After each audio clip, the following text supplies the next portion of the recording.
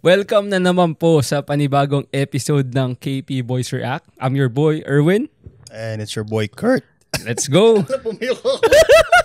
Okay na yun! Welcome na naman po sa isang panibagong episode ng KP Boys React. I'm your boy, Erwin. And it's your boy, Kurt. Welcome. And bago po namin simulan ang napakagandang episode na ito, nais po muna naming magpasalamat sa mga sumusuporta sa TikTok. Ilang followers na ba tayo ngayon, sir? Pare, ano tayo? 4,530 ngayong gabi. Naman. Last year, ilan lang yan? 600, di ba? Last year, parang ganitong time frame siguro mga 900, 800. 900. Tapos naka 1M views na Naka tayo. 1M views yung isang episode, yung graphing calculator. Graphing calculator, yeah. Hindi namin alam na ganun pala karaming nerd na nanonood ng TikTok kasi hindi ko sukat akalain na yun lang pala ang magpapaviral ng isang video. Graphing calculator lang Graphing pala. calculator. Tapos, actually, yung followers natin pare, 2 weeks ago, nasa mga 1,000 lang. Ganun kaganda ang suporta. Kaya gusto namin magpasalamat. Bilis ng growth. Oo nga. Tsaka sa mga laging sumusuporta sa live, gusto muna namin i-shoutout ni Kurt yung mga pangunahing tao na ito na laging nasa live.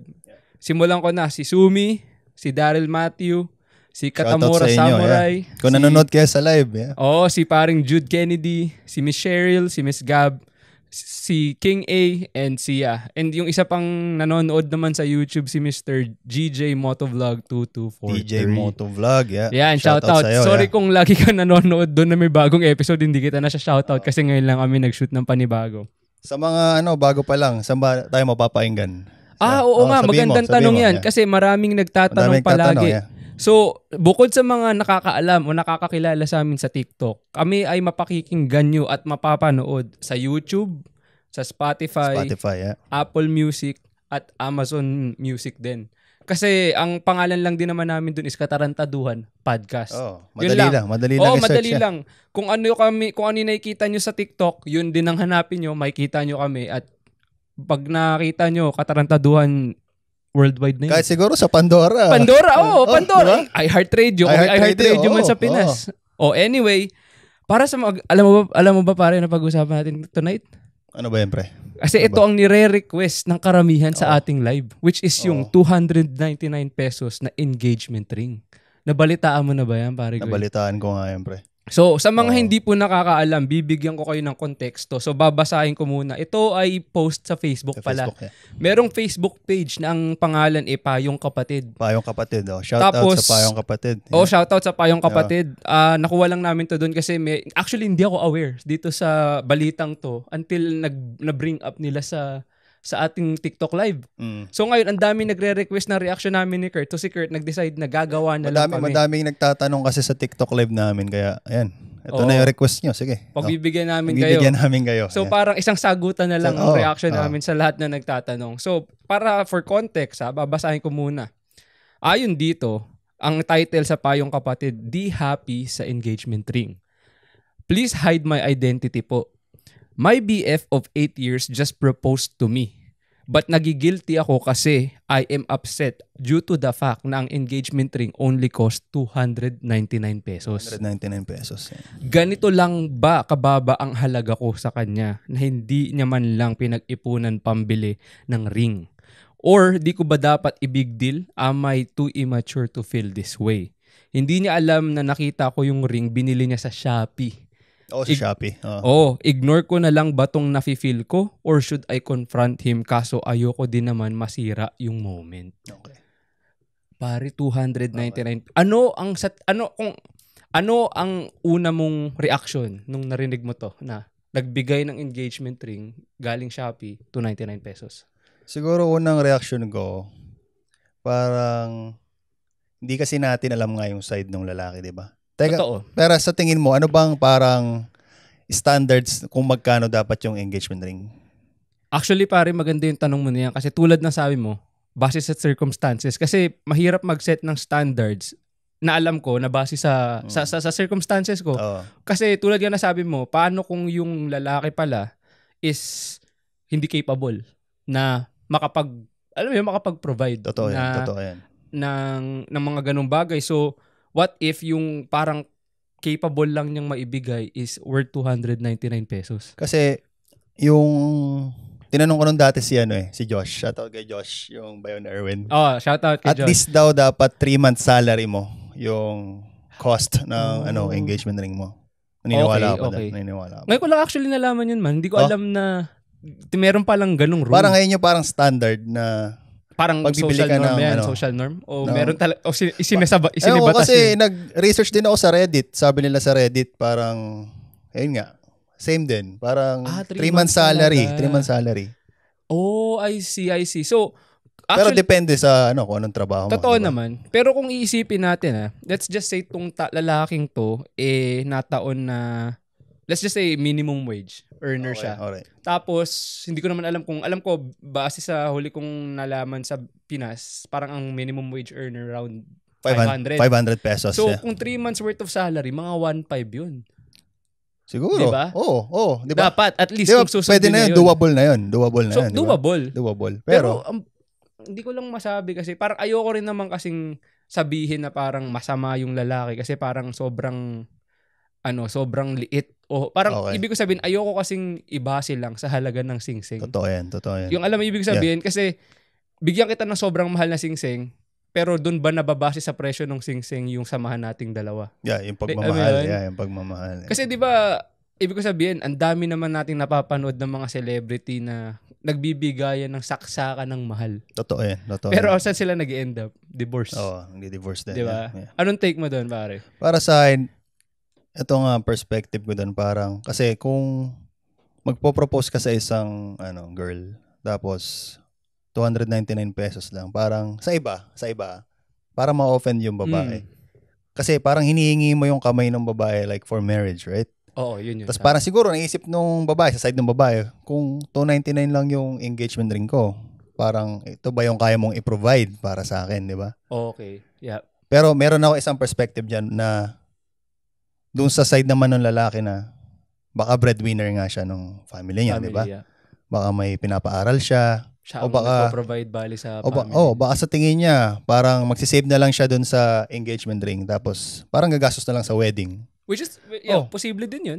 Pwede ka rin naman ulit bumili ng bagong engagement ring o ring. Baka sa ngayon lang. Hindi niya kaya hindi pa nga niya kaya ngayon nabilin yung... Maganda yung sinabi mo na yun. Oo nga, kasi ito lang ito kasi sinubukan kong hanapin yung mga comments tungkol dito. Apparently, nangyari ata to parang matagal na. Parang kundi last year, 2022 pa. 2022 pa. Parang ganun. So, tinatry kong hanapin yung thread. Tapos, parang ang magkasama, tapos ang may bali-balita, kinasal na daw sila. Like, as of today, parang kasal na sila. So parang wala na rin yung issue. So technically, parang nag-blow up lang yung issue ngayon, pero matagal na siyang, matagal na siyang na-post pa. Okay. Parang ganun. So, I actually wonder ngayon, nag-iisip ako kasi, in a way kasi parang ang hirap din ilagay ng, ang hirap din ilagay ng sarili sa babae. Ibig ko sabihin kasi kung ako lang, tulad na sabi mo, tama, at least 3 months worth of salary nga. It actually makes sense kasi parang, in a way, parang ako, ina-associate ko yung value nung ring dun sa value ko dun sa babae. Like, kung mahal kita, I'll try to provide you something nice. Alam mo, ibig sabihin? Totoo naman. Diba? Yung ganun.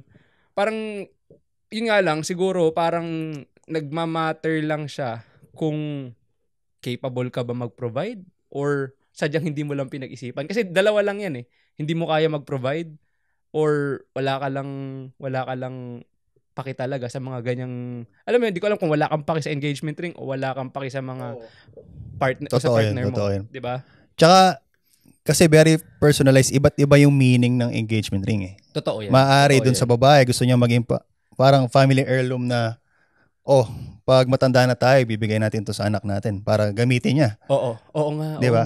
Yung mga, yung parang ipapamana mo, yung i-hand down mo sa anak mo, gamitin mo to pag propose ng Kaya bumibili sila ng parang mahal na engagement ring. Yeah. Diba? Maganda nga yun. Para pinagpapasapasahan. Oo. Kumbaga. Ngayon, tatanungin kita bro. Kung halimbawa ba na ikaw tong guy, and it so happened na, alam na natin kung let's just say, hindi ka minimum wage earner, alam ko nagagastos sa mo yung sing-sing. Pero ngayong, let's say ikaw na 8 years na kayo, minimum wage earner ka lang, magbibigay ka ba ng 299 pesos na sing-sing sa kasintahan mo na, kasama mo na for almost 10 years? Siguro kung tambay lang ako, yun lang naman kaya kong i-provide for now, 'di ba? Kung may trabaho naman ako, syempre, understandable naman. Parang depende na lang kung paano titignan ng partner mo, kung anong situation nyo ngayon, 'di ba? Maganda sinabi. 'Di ba? Parang yun na yun doon na nagbe-break doon Parang depende na lang doon sa partner mo. Kung paano niya titignan yung sitwasyon. Kasi kung tambay lang ako, wala akong trabaho. Saan ko nakuha yung pera ko, 'di ba? Ayun lang yung afford ko Pero kung may business ako, na parang passive income, shoutout kay kay Nico, Mr. Passive Income. Mr. Passive Income. Parang kung afford ko naman bumili ng milyones, 'di ba? Why not, 'di ba? Depende sa circumstances ng buhay mo. Pero kung minimum wage earner ka nga pero hindi ka lang tambay. Kung minimum wage earner ako, I'll go by the 3-month salary rule kasi para hindi naman nakaka-offend doon sa babae. Okay, gets. So talagang kumbaga kahit na minimum wage earner ka, susubukan mo pa ding abutin yung at least kung ang minimum wage guys is 500, aabutin natin yung at least 1,500 mark. Para diba? Sa halaga ng singsing. Doable naman yun siguro. Yeah. Tsaka kung 8 years na kayo, matagal ka na nag-iipon. Totoo naman. Diba? Totoo parang naman. Meron din kasi silang, may isa pa pala actually, di ko maalala kung sino nag-mention nito sa live. Apparently, yung basta may nagsabi nun na si Hoy Divina, shoutout sa'yo sa TikTok live. Tumatak sa akin kasi sabi niya, ano sabi niya? Apparently daw, yung guy, yung pamasahin niya, papunta dun sa girl is 400 pesos. Pag babiyahe siya. Babiyahe pa lang. Is 400. Kung kaya mong bayaran yung 400, pero yung singsing ko ay 299 lang, mapapaisip ka rin talaga. Anong komento mo dun? Depende pa rin Maaari nga, madami. Hindi natin alam kasi yung what's behind it. May plano ba siya na, like, ba gusto niya na mas mahaling kasal, di ba? Ano bang take mo doon? Like, kasi kulang tayo sa kulang tayo sa information kumbaga, para nanguhula lang tayo din. Kumbaga, nagko-komento tayo sa isang bagay na, kumbaga, tip of the iceberg. Totoo. Hindi natin nakikita yung underlying na layers nung kwento. Madami nangyayari. Siguro ang komento ko lang dyan, kasi dalawa lang naman Parang sa isip ko, it's either pro ako dun sa guide, pero it all depends kung breadwinner siya, wala siya talagang means na alam mo yun, like, kasi luho yun Luxury yun. Kung wala siya talagang means noon, yung tipong kung minimum wage earner ka, and this is true, na kahit na kumikita ka sa Pinas ng minimum wage, hindi sapat yun para makakain ka ng 3 beses sa isang araw. Totoo. And the what ifs are, paano kung ikaw lang ang nagtatrabaho sa bahay nyo? Totoo. 'Di ba? Hindi natin alam 'di ba? And the fact na makapag-provide ka pa ng kahit 299 pesos na engagement ring sa mahal mo sa buhay o sa nobya mo, is malaking bagay 'yon. Parang pro ako doon. On the other side naman, ang tingin ko diyan is kung ako kaya akong pamasahin ng 400 pesos, tapos let's just say, kung di ko alam kung balikan yun or one way lang, pero 400 pesos. Kung two-way yun, di 800. Kung kaya akong gumastos sa pamasahe lang ng 400, may mali yun. May mali akong nakikita kung bakit parang 299 lang yung binigay niya. Hindi ko sinasabing, perspective ko lang. Siguro, respeto na rin. Respeto mo sa partner mo. Yeah. Diba? Kasi ako, kung kasama ko na siya ng ganong katagal, hindi naman ako tatagal ng 8 years kung hindi ko siya naiisip na sa kanya ako magsisettle 'Di ba? Yun yung thoughts ko. Tsaka parang ang akin lang is ang babae kasi yan ang magdadala ng magiging anak mo. 'Di ba? Parang yun yung na-associate ko. Ay yung symbol noon, Kung bakit na ang engagement ring parang ang binibigyan is babae kasi through motherhood. Sila yung mas mahihirapan talaga compared sa atin ng mga lalaki, 'di ba? Magbubuntes ng 9 months. Tapos, ang hirap nun. Pwede ka pang mamatay pag nanganak ka. Diba? Totoo. Nakikita ni Kurt yun as nag-work sa healthcare. Totoo yan, guys. Kaya, parang yun lang yung take ko doon. Kasi, parang, ang unfair naman. Kasi, ako, nilalagay ko yung sarili ko sa posisyon na, what if, meron kang isang bagay na ine-expect mo, na kailangan mong antayin for 8 years. Tapos, only to find out, like, parang ang expectation mo nandito, tapos yung natanggap mo nandito. Kasi parang ine-expect mo parang let's just say, actually pangit na analogy to, parang sa investment Parang iniisip ko kasi, 'di ba, sa investment pag iniwan mo yung pera mo diyan, patagalin mo, ine-expect mo kikita. Pero kung halimbawang after 10 years or 8 years, yung perang nilagay mo diyan nag-zero or laglagay ka ng, let's say, naman. May point 10,000, naman dyan. Yeah. Tapos naging 300. Yeah. Di ba parang ang pangit, parang yun yung masakit sa'yo kasi may value yun. Pinut mo na yung energy mo, time, effort, emotion, lahat sa relasyon na yun. Tapos, exactly. So yun yung take ko lang doon. So parang, I hope ito lang ang take ko sa kanila is, I just hope na kung kasal na sila, nag-workout naman, diba? Nag-workout sila ngayon. Kasi kasal na eh. Kasi nung last year pa, di ba? Sabi niya lang dito kasi parang parang ganito lang baka baba yung halaga ko. Kasi tinitignan niya parang ina-associate niya yung halaga nung singsing sa halaga niya as a person, sa partner niya. Totoo yan. Parang ganun. So, ako naman guys, ito lang addition lang sa ano na yan. Kasi recently, nag-propose ako. Alam mo naman. Congratulations. So, thank you. So, alam ko na, ako lang, kung ako as a guy, alam kong mahal singsing. Alam ni Kurt din yan dahil katrabaho kami pare-pareho dito. As a guy, dadating ka sa edad na pag-iisipan mo yun at mape-pressure ka din eh. Totoo. Diba? Lalo na pag tumatanda ka na. Yeah. Diba? And most especially, merong social media. So yung mga, syempre, yung mga minamahal natin, hindi nila maiwasang, uy, si ganito. Ito yung nakuha. Uy, si ganyan. Alam mo yun? So parang may compare. Oo, tsaka parang nakikita mo na yung nagugustuhan nila. So ngayon, magkaka-idea ka ngayon, hanapin mo, anong klaseng singsing to? Yeah. Nakikita mo yung presyo. Parang nakakapanghina kasi nga hindi biro Totoo yan. Pero dahil mahal mo nga, ibig ko sabihin, hindi naman to the point na bibili mo yung sobrang mahal. Pero tatry mong ipunin. Totoo. Kasi nga mahal mo. 'Di ba? So doon ko na-associate, doon ko naman naiintindihan yung babae na ganun lang ba ang halaga ko sa kanya. Sa worth na 300. Siguro na-pressure din yung babae sa comparison na sa mga kaibigan, 'di ba? Posible naman. Ganito yung natanggap ni ganyan. Bakit ako ganito lang yung natanggap ko? Sa Shopee pa. Hindi ko naman sinasabing Shopee lang Pero kasi, ibig ko sabihin, alam na natin na hindi naman talaga original na, like, hindi talaga, hindi mo i-consider na jewelry yun. Kasi hindi mo may sasanla yun. Totoo. Yung sa iba nga, parang first year ng relationship, may promise ring na di ba? May kilala nga kami, nakailang promise ring sa isang taon. Shoutout sa'yo kung nanonood ka dito. Yun, biruin nyo yun. Nakakailang promise isang taon lang. Di ba? Totoo yan. Yeah. Kaya, yun lang naman. So, I think, sa mga, siguro naiisip ko lang dito is sa mga magpo-propose. Yeah. Ito, payo natin sa mga magpo-propose pala. Kanya-kanyang take namin ni Kurt. Mauna ako. So, ang payo ko lang, since kapopropose ko lang recently is, wag kayong magpa-peer pressure. Totoo yan. Yun lang. Wag nyo ring madaliin. Kung kailan nyo naramdaman na ready na kayo, doon nyo gawin. Totoo yan. Yun lang, kasi I feel like merong mga, may mga, syempre, let's say, family ng babae, kaibigan ng babae, anything, lahat yan, kailan na ba? Kailan na ba yung mga ganyan? And as a guy, hindi mo maiiwasan na mapilit or ma-pressure ng biglaan. Kasi nga, nandyan yung pressure, pero take it at your own pace. Diba? Kasi, totoo ikaw lang ang makakaalam pag ready ka na. Walang makakapagsabi sa iyo niyan. Kasi I feel like, ako naramdaman ko lang na, I think gusto ko nang gawin. Panahon na, yung ganon. Ikaw ba, anong take mo dyan? Siguro yung take ko, kung may papayo, hindi pa ako nagpo-propose hindi pa ako propose. Pero, okay, kung gusto nyo i-take tong payo na to, bilhin nyo lang yung kaya nyong, bilhin. Tama yun.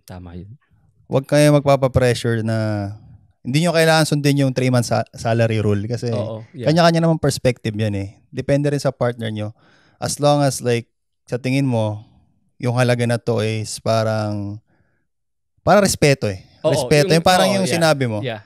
Tama yun. Na hindi ma-offend yung partner mo. Tsaka depende rin kasi sa trabaho tsaka sa circumstances sa buhay. Pero bilhin mo lang yung kaya mong bilhin. Yeah. Huwag ka magpapapressure din. Parang simple as that. Yeah, maganda yung sinabi ni Kurt. Doon na actually nakalimutan ko i-mention yun is yung wag niyong pilitin yung hindi niyo kaya. Totoo. Yeah. Yung tipong gusto niyo lang dahil gusto niyo lang alam kong gusto niyo ma-impress yung girlfriend niyo, pero hindi i-impress niyo yung girlfriend niyo kasi mahal niyo siya, hindi yung mga tao sa paligid niyo. Totoo. Yun yung pinaka no or pinaka mali. Kasi alam mo naman, lagi namang ang tao may sasabihin niyan. 'Di ba? Pero ang bottom line niyan, once na makapag-propose ka na, lumipas na yung parang honeymoon phase na balita na, si ganito na engage. Pag lumipas yan, kayong dalawa na lang ulit Totoo. Whether nandyan yung sing-sing na yan or wala, yung samahan nyo, nagbago ba? Or ganun pa din? Symbol lang naman ng siguro pagmamahal yan. Parang it only means na nakatali na siya sa'yo. Yung parang ganun lang, parang kayo na. Like parang... O kung gusto mo, like, habang tumatagal kayo, syempre nakapag-ipon, i-upgrade mo yung sing-sing niya. Tama. Diba? Tama pwede naman yan. Tama diba? Yun. Kaya shoutout kay Josh. Kasi naalala ko si Josh nun. Ilang beses siya na parang dapat gagawin na niya. Naboboard na siya. Upgrade na ng upgrade. Upgrade yung sing-sing. Ganun, pwede yun. Pwede yun. So kung tulad ni Bayaw, medyo di problema ang pera. At naboboard na kayo, i-upgrade nyo lang yung i-upgrade. Pasayin nyo yung partner nyo kasi balang araw nga, sabi nila, sila yung magdadala ng mga anak nyo at mag-aalaga sa pamilya nyo. Parang ilaw ng tahanan. Ilaw ng tahanan. And bigyan nyo ng respeto. Tama yun. Maganda yung sinabi ni Kurt. And bilang magiging pagka kasi kinasal, di ba, known as yung mga tatay, provider talaga. Provider. So, nandun yung meaning talaga ng providing. Ipakita mo na kaya mo mag-provide. Ipakita mo kung sino ka. Ipakita mo kung sino ka. Kasi gagawa ka na ng pamilya. Totoo yun. Ipakita mo kung sino ka, di ba? Ipakita mo. So, I feel like, yun lang. Parang ang ganda actually ng usapan na to. Kasi parang, napaisip din ako eh. Napaisip ka ba? Kasi, napaisip ako kasi nga, kagagaling ko lang sa canon event ng pagpropose. Tapos hindi ko ma-imagine yung, what? 299 pesos? Parang grabe naman yun. Kasi parang sabi ko, parang ako siguro kung at the lowest point, parang kahit siguro 500 to 1,000, tatry ko pa eh. Totoo yan. Yun lang, parang nakakagulat lang. Pero like I said, hindi kami nagja-judge ni Kurt. Hindi namin hinuhusgahan kung ba't niya ginawa to. Meron siyang dahilan. Opinion lang namin to. Opinion lang to. Pawang opinion lang. And ayaw namin na may mag-hate. So, respeto sa guy na kung mapanood man niya to, nirerespeto ka namin, meron kang sariling pag-iisip kung paano mo nakikita ang bagay-bagay. And kami, wag mo kaming isipin. Ano lang naman kami, mga meron lang kami dito. Di ba? Ano ba kami? Pinasabi lang namin yung opinion namin, okay? Hindi namin iba-iba opinion ng tao. Tama yun. So hindi namin we mean no disrespect. Kumbaga, yun lang. Parang itong sinasabi namin ni Kurt, opinion lang namin base sa experience at kung anong circumstances na meron kami ngayon, you know. And sa totoo lang sa tingin ko, it's easier said than done. Kasi kung nandun ka na sa actual na parang kinatatayuan nung lalaking yun, mahirap din magsalita, di ba? Lalo na mahirap ang buhay sa Pinas, di ba? Isa pa yun. Totoo yun. So madaling magsalita, pero pag nandun ka na sa sapatos ng taong yun, mahirap. I think mahirap yun. So, we feel for that guy kung binash ka ng mga tao. Hindi naman namin alam yung kwento mo eh. Kung nanonood ka, mag-comment ka, gumawa ka ng dami account. Anonymous account. Gusto mo sa amin, gusto mong marinig ang panig mo. Pakita mo yung side mo. Bukas ang Katarantaduhan podcast para sa boses mo, pare ko, kung gusto mo man. Pero kung kayo'y settled na at masaya na kayo, naring may pamilya na kayo, congrats. Yun lang naman. So, yun lang ang may papayo namin sa mga bata dyan na nagwa-wonder kung anong tingin na. Anong opinion namin? Ito na yun. Ito na. Sa 299 pesos. So, nagtatanong sa live. Ito na yun. Ito na yun. So, guys, ewan ko kung tawag dito. Nakontento kayo. Sana. Sana nakontento kayo. Pero hindi kayo nakontento, mag-comment kayo, magpa-follow up ulit kami. Magpa-part 2 kami ni Erwin. Kung gusto nyo. Tsaka kung meron pa palang part 2 kung may mababalitaan kayong part 2 sa news nung tungkol sa engagement ring, sabihin nyo sa amin. Tag nyo lang kami. Kasi gusto rin naming malaman kung... Ano ba yung mga social media natin? Nga pala, ang social media namin ni Kurt, ako pala, pwede nyo akong i-follow sa Erwin Alejo, ERWN, ALEJO. Ilalagay ko yan sa screen. Pero sa mga nakikinig sa Spotify, ulitin ko lang, that's Erwin Alejo, ERWN, ALEJO. Totoo yan. Ikaw, Kurt Albalos. Makikita nyo naman sa bio ng KP. Sa pakispell mo kasi pag nakikinig KRTALBLS. Yun. Kaso hindi ako masyadong active ngayon eh. Local lang. Pero kung gusto nyo i-follow nyo kung nyo. Doon nyo kami marireach guys sa mga social media na yun kasi doon lang kami madalas active ni Kurt. Majority kasi, lalo na dito sa TikTok, medyo mahirap makita dahil puro message request. Pero kung meron man kayong mga hinaing, mga nais mangyari, ipahatid nyo. Wala pa kaming hotline. Wala pa hotline. Wala pa, 1-800 Katarantaduhan Podcast.